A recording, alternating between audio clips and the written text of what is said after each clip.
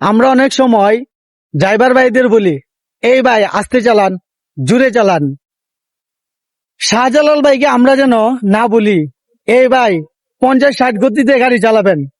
কারণ একবারও কি আমরা ভেবেছি এই দ্বিধাদ্বন্দ্বের মধ্যে পড়ে শাহজালাল ভাইয়ের মতো একজন চালকের উপর কি রকম মানসিক চাপ পড়তে পারে? কারণ নিরাপদ গতি মানেই জীবন রক্ষা। শাহজালাল ভাই সবসময় চেষ্টা করেন নিয়ম মেনে গাড়ি চালাতে। তিনি জানেন রাস্তার গতি শুধু যাত্রীর ইচ্ছায় নির্ধারিত হয় না, নির্ধারিত হয় রাস্তার অবস্থা, আবহাওয়া এবং মানুষের নিরাপত্তা বিবেচনায়। তাই আমাদের উচিত জুড়ে চালান না আস্তে চালান বলে চাপ না দেওয়া। আমাদের উচিত তাকে বিশ্বাস করা, কারণ নিরাপদ গতি বেছে নেওয়ার সিদ্ধান্ত একজন অভিজ্ঞ ড্রাইভারের।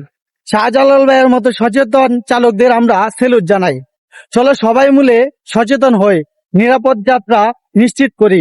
কেননা সচেতন ড্রাইভার মানে হচ্ছে নিরাপদ ভ্রমণ এবং নিরাপদ গন্তব্য।